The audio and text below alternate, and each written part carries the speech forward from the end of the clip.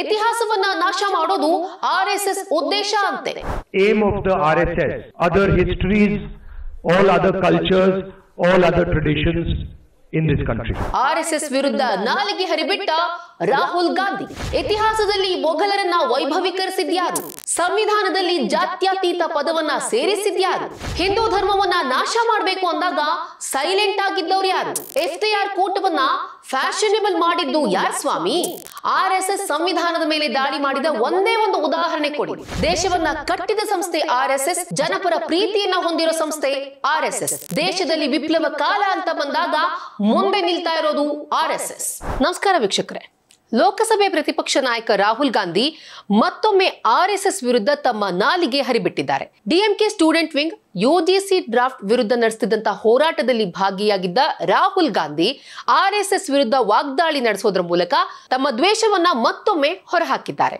RSS ನ ಗುರಿ ಏನಪ್ಪಾ ಅಂತ ಹೇಳಿದ್ರೆ ಇತಿಹಾಸವನ್ನ ಅಳಿಸಿ ಹಾಕೋದು, ಸಂಸ್ಕೃತಿಯನ್ನ ಧೂಳಿಪಟ ಮಾಡೋದು, ಪರಂಪರೆಯನ್ನ ಸರ್ವನಾಶ ಮಾಡೋದೇ ಇವರ ಗುರಿ. ಆರ್ಎಸ್ಎಸ್ ನವರು ನಮ್ಮ ದೇಶದ ಸಂವಿಧಾನದ ಮೇಲೆ ದಾಳಿ ಮಾಡ್ತಿದ್ದಾರೆ. ಇದನ್ನ ಅಚೀವ್ ಮಾಡೋದೇ ಆರ್ಎಸ್ಎಸ್ ನ ಉದ್ದೇಶ ಅಂತ ಹೇಳಿ ರಾಹುಲ್ ಗಾಂಧಿ ವಾಕ್ ಪ್ರಹಾರ ಮಾಡಿದ್ರು.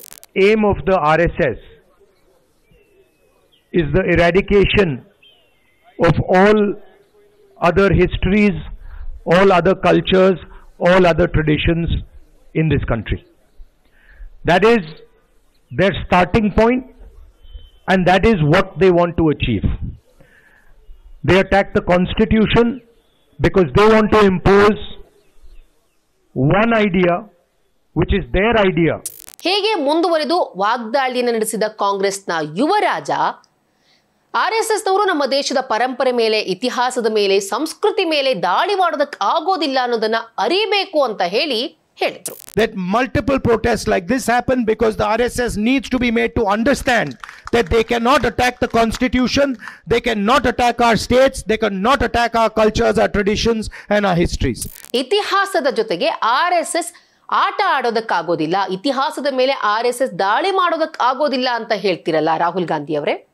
Fine sir, but answer these questions. ಇತಿಹಾಸವನ್ನ ತಿರ್ಚಿದ್ಯಾರು? ಅರ್ಧಂಬರ್ಧ ಇತಿಹಾಸ ಮಾತ್ರ ನಮ್ಗೆ ಗೊತ್ತಾಗೋ ಹಾಗೆ ಮಾಡಿದ್ಯಾರು? ಮೊಘಲರು ನಮ್ಮ ದೇಶಕ್ಕೆ ದಾಳಿ ಮಾಡಿ ನಮ್ಮ ಸಂಪತ್ತನ್ನ ಕೊಳ್ಳೆ ಹೊಡೆದಿದ್ದನ್ನ, ಲೂಟಿ ಹೊಡೆದಿದ್ದನ್ನ ಮರೆಮಾಚಿ ಮೊಘಲರ ಆಳ್ವಿಕೆಯನ್ನ ಮಾತ್ರ ವೈಭವೀಕರಿಸಿದ್ಯಾರು?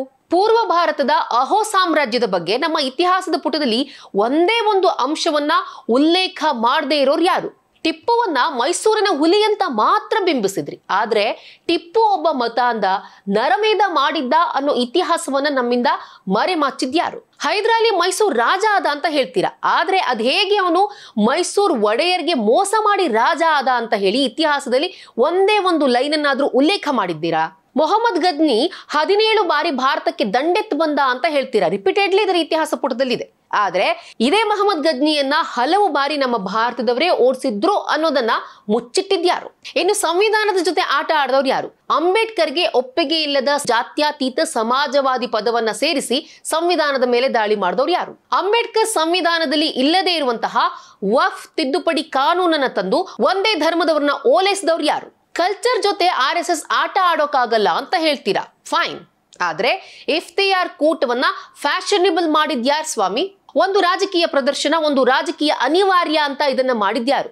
ನೀವ್ ಯಾರಾದ್ರೂ ದೀಪಾವಳಿ ಹಬ್ಬವನ್ನ ಈ ರೀತಿ ಆಚರಣೆ ಮಾಡಿದ್ದೀರಾ? ಸನಾತನ ಸಂಸ್ಕೃತಿಯನ್ನ ನಿರ್ಮೂಲನೆ ಮಾಡಬೇಕು, ಸನಾತನ ಸಂಸ್ಕೃತಿ ಅಂತ ಹೇಳಿದ್ರೆ ಮಲೇರಿಯಾ ಇದ್ದ ಹಾಗೆ, ಡೆಂಗ್ಯೂ ಇದ್ದ ಹಾಗೆ ಅಂತ ಹೇಳಿ ನಿಮ್ಮದೇ ಮೈತ್ರಿಕೂಟದ ಪಕ್ಷ ಡಿಎಂಕೆ ನಾಯಕರು ಹೇಳಿದಾಗ ಗಪ್ಚುಪ್ಪಾಗಿ ಇದ್ದವ್ರು ಯಾರು? ಗಂಗೆಯಲ್ಲಿ ಮಿಂದಿದ್ರೆ ಬಡತನ ನಿವಾರಣೆಯಾಗುತ್ತಾ ಅಂತ ಹೇಳಿ ಉದ್ದಟತನದ ಪ್ರಶ್ನೆಯನ್ನ ಕೇಳಿ ಹಿಂದೂಗಳ ನಂಬಿಕೆಗೆ ಘಾಸಿ ಉಂಟು ಮಾಡಿದವ್ರು ಯಾರು?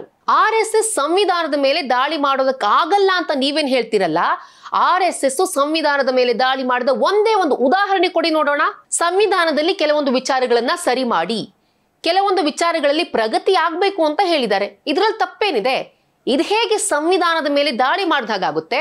ಉದಾಹರಣೆಗೆ ಯುಸಿಸಿ, ಯೂನಿಫಾರ್ಮ್ ಸಿವಿಲ್ ಕೋಡ್, ಒಂದೇ ದೇಶದಲ್ಲಿ ಏಕರೂಪ ನಾಗರಿಕ ಸಂಹಿತೆಯನ್ನ ಜಾರಿಗೆ ಮಾಡಿ ಅಂತ ಹೇಳೋದ್ರಲ್ಲಿ ತಪ್ಪೇನಿದೆ? ಇಷ್ಟೆಲ್ಲ ಉದ್ದ ಭಾಷಣ ಮಾಡಿದ್ರಲ್ಲ ನೀವು. ಆರ್ಎಸ್ಎಸ್ ನಮ್ಮ ದೇಶದ ಸಂಸ್ಕೃತಿ ಮೇಲೆ ದಾಳಿ ಮಾಡಿದ ಯಾವುದಾದ್ರೂ ಒಂದೇ ಒಂದು ಉದಾಹರಣೆ ಇದೆಯಾ? RSS ನಮ್ಮ ಇತಿಹಾಸದ ಮೇಲೆ ಅಟ್ಯಾಕ್ ಮಾಡಿದಂತಹ ಯಾವುದೇ ಒಂದಾದ್ರೂ ಎಕ್ಸಾಂಪಲ್ ನಿಮ್ಮ ಹತ್ರ ಇದೆಯಾ? ಯಾವ ಆಧಾರದ ಮೇಲೆ ನೀವು ಈ ರೀತಿ ಆರೋಪ ಮಾಡ್ತಾ ಇದ್ದೀರಾ? ಕಾಂಗ್ರೆಸ್ ಯುವರಾಜ, ಇವತ್ತು ಭಾರತದ ನೆಲದಲ್ಲಿ ಹಿಂದೂ ಸಂಸ್ಕೃತಿ ಇದೆ ಅಂತ ಹೇಳಿದ್ರೆ ಅದಕ್ಕೆ RSS ನ ಕೊಡುಗೆ ತುಂಬಾನೇ ಇದೆ.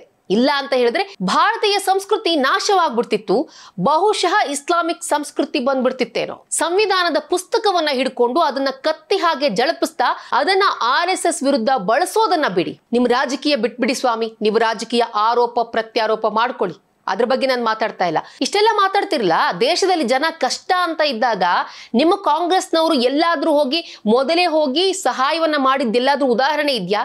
ಲಾತೂರ್ನಲ್ಲಿ ಭೂಕಂಪ ಆಯ್ತು, ಅಲ್ಲಿಗೆ ಮೊದಲು ಹೋದವ್ರು ಯಾರು? RSS ನವರು.